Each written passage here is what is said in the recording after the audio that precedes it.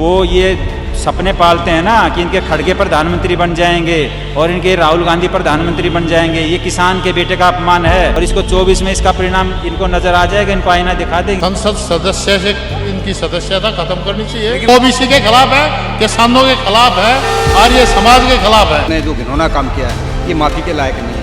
ये संसद ही नहीं अपितु पूरे देश का अपमान है। अगर मेरे घर में आग लगी है तो मैं बोलूँगा कि मेरे घर में आग लगी है, उसका मतलब मेरे घर वाले मुझे बर्खास्त थोड़ी कर देंगे। दूसरे मुद्दों के ऊपर ध्यान भटका रहा है, महंगाई के ऊपर ध्यान बिल्कुल भी नहीं है इसका। आपको क्या लगता है अभी जो सांसद के सामने ऑपोजिशन एमपीज हड़ताल कर रहे थे उसमें कल्याण बैनर्जी टीएमसी के वहाँ पे मिमिक्री कर रहे थे जगदीप धनखड़ हमारे वाइस प्रेसिडेंट की, आपको क्या लगता है वो क्या सही है? वो एकदम बिल्कुल गलत है मिमिक्री किसी का भी करना। अगर मेरे घर में आग लगी है तो मैं बोलूँगा कि मेरे घर में आग लगी है, उसका मतलब अगर मैं बोलूँ कि मेरे घर में आग लगी है तो मेरे घर वाले मुझे बर्खास्त थोड़ी कर देंगे, है ना।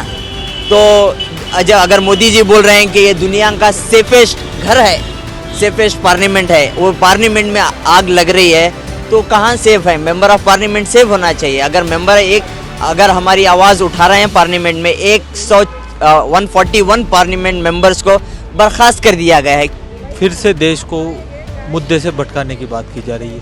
देश में भी मुख्य मुद्दा है जिस तरीके की हिटलरशाही, जिस तरीके की तानाशाही ये केंद्र की मोदी सरकार जो चुने हुए जनप्रतिनिधि को, अपने क्षेत्र के सांसद को संसद में अपनी प्रक्रिया व्यक्त करने से रोकने का काम कर रही है, उनकी आवाज़ को दबाने का काम कर रही है।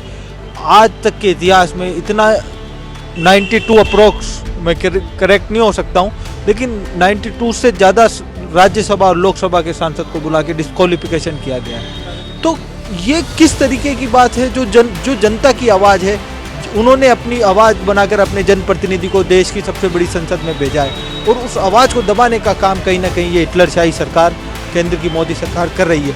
आज ये मेंबर ऑफ पार्लियामेंट है, उनको इस तरह बिहेव नहीं करना चाहिए। करने की भी जगह होती है, मर्यादा होती है। पार्लियामेंट के अंदर आप इस तरह बात करेंगे, आप इशू को उठा पार्लियामेंट में रेज करो ना, और कोई भी काम चलने नहीं दे रहे हो, पब्लिक के पैसे को आप मिस यूज कर रहे हो। और मैं तो कर रहा हूँ पार्लियामेंट से भागने के लिए तरीके ढूंढ रहे हैं, वहाँ कोई डिस्कशन करना नहीं चाहता इशू के ऊपर।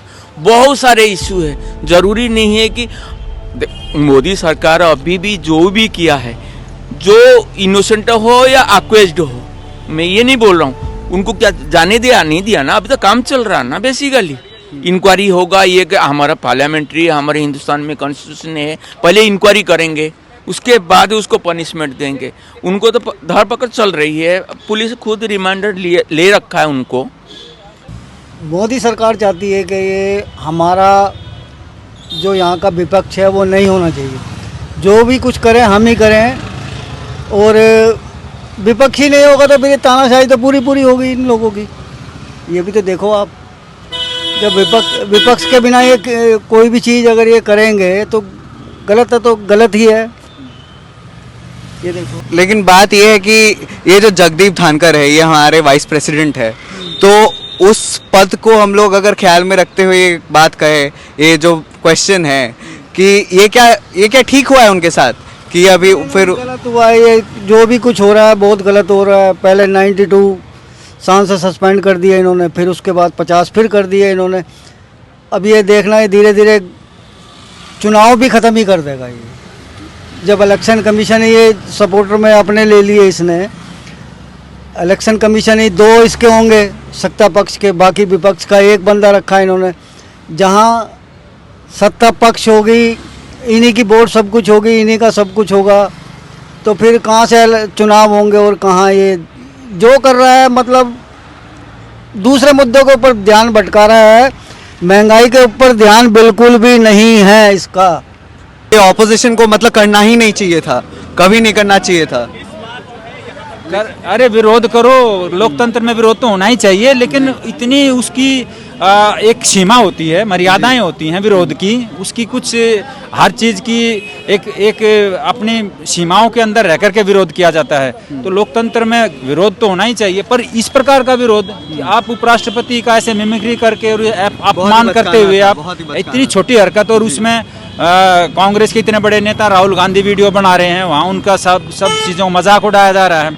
तो इसका मतलब आप द्रौपदी मुर्मू जी जब वहाँ अयोध्या में गई थी या इसके नई पार्लियामेंट का वो सेशन का वो हुआ था, तब तो ये कह रहे थे कि उसका अपमान कर दिया, द्रौपदी मुर्मू जी को नहीं बुलाया, प्रधानमंत्री ने स्वयं कर लिया।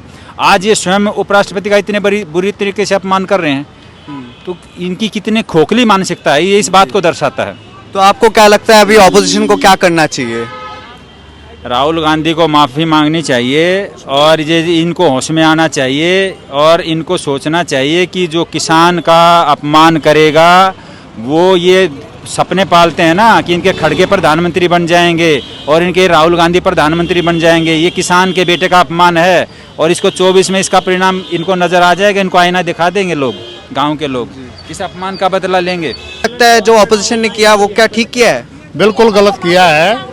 ये सारा संविधान के खिलाफ, एक कास्ट के खिलाफ, जमींदार के खिलाफ, किसान के खिलाफ इतनी घटिया राजनीति कोई नहीं कर सकता जितनी इसने कांग्रेस ने और इसने कुलकर्णी के बनर्जी है, इन्हें कल्याण बनर्जी ने बहुत घटिया राजनीति करी है और इनका सम्मान बिल्कुल घटा। जो धनखड़ जी का उसके सम्मान में सारा जाट और रारिय समाज, किसान, हर आदमी, हर क्षेत्र से हर एक आदमी खड़ा है इनके साथ में। ओबीसी के खिलाफ है, किसानों के खिलाफ है, आर्य समाज के खिलाफ है। फिर ऑपोजिशन को करना क्या चाहिए जब इनके 150 एमपी अभी निकाले? इनको राजनीति से, संसद सदस्य से इनकी सदस्यता खत्म करनी चाहिए। लेकिन वैसा ही तो हो रहा है, वैसा ही तो हो रहा है। 150 एमपी तो निकाले गए लोकसभा और राज्यसभा मिला के। निकालने चाहिए ये उसके रहने लायक संविधान के जो सम्मान नहीं करता उसके लायक नहीं है। ये बहुत ही निंदनीय है और उन्हें अपने पद से इस्तीफा दे देना चाहिए और देश से माफी मांगनी चाहिए, देश के किसानों से, देश की महिलाओं से, देश की सभा से, देश की संसद से, उन्हें हर जगह से, पूरे भारतवर्ष से माफी मांगनी चाहिए, हाथ जोड़ के, खासकर किसानों से, जाटों से, ओबीसी समाज से उन्हें देश से माफी मांगनी चाहिए, क्योंकि उपराष्ट्रपति पूरे देश का होता है, ना कि एक जाति का। उन्होंने जाति का तो अपमान किया ही, साथ साथ पूरे देश की भी गरिमा को उन्होंने खराब खंडित करने की कोशिश की है और ये सरासर बहुत ही निंदनीय है। लेकिन आपको क्या लगता है अगर ऑपोजिशन से, अगर सांसद से सारे एमपीज अगर निकाले जा रहे तब विरोध में उन लोगों को क्या करना चाहिए था? उन्हें अपने जो शांति तरीके से जो अपनी बात है वो अपनी बात रखनी चाहिए, ना कि तुम उपराष्ट्रपति का अपमान करोगे इस तरीके से। अगर उन्हें इतना ही नाटक करने का शौक है तो वो नाटक में भाग ले, सिनेमा में भाग ले, वो संसद में ना बैठे। वो बहुत ही पवित्र जगह है, वो इस तरह से नाटक करने की जगह नहीं है। लेकिन सांसद में तो अभी ऑपोजिशन है ही नहीं। क्यों नहीं है? 150 लोग निकाले गए लोकसभा और राज्यसभा मिला के। तो वो ऐसा काम करेंगे तो निकलेंगे ना। मैं तो कहती हूँ कि उनको सबको निष्कासित कर देना चाहिए 6 साल के लिए। फिर सांसद में सिर्फ बीजेपी होना चाहिए? नहीं, जो अच्छे लोग हैं, जो चुन के आए हैं जनता के लिए, जो जनता की लड़ाई लड़ते हैं, वो लोग संसद में होने चाहिए। सारे तो चुन के ही आए थे। तो सभी लोग, अगर वो किसी पार्टी का हो, चाहे वो बीजेपी का हो, चाहे किसी का भी, अगर वो किसी का राष्ट्रपति का, उपराष्ट्रपति का अपमान करेंगे, इन्होंने पीछे से द्रौपदी मुर्मू का भी अपमान किया था, आज उपराष्ट्रपति जी का अपमान किया है, तो क्या आप ऐसे अपमान करते रहेंगे? जो प्रधानमंत्री होता है, राष्ट्रपति होता है, उपराष्ट्रपति होता है, ये बहुत ही सर्वोच्च पद होता है, इनकी गरिमा होती है कि इसके सभी के होते हैं, ये कि एक पार्टी के नहीं रह जाते। ये निहायत ही गलत काम किया है। मिमिक्री करना एक उच्च पद पर बैठे हुए और इतने सभ्य, पढ़े लिखे, प्रतिष्ठित आदमी के जो सम्मानजनक जो बातें ना करके इन्होंने जो घिनौना काम किया है, ये माफ़ी के लायक नहीं है। ये संसद ही नहीं अपितु पूरे देश का अपमान है, एक अकेले का नहीं है। ये एक बिरादरी का भी अपमान है। जाट बिरादरी से, ओबीसी से बदनामी की है इन्होंने, और ये किसान का भी जन विरोधी है, ये जवान का भी है। For such fine news breaks and video features from ground on your mobile phones, don't forget to subscribe to our channel, The New Indian, by clicking on the bell icon. Also, follow us on the social media handles on Instagram, Twitter, Facebook and Co.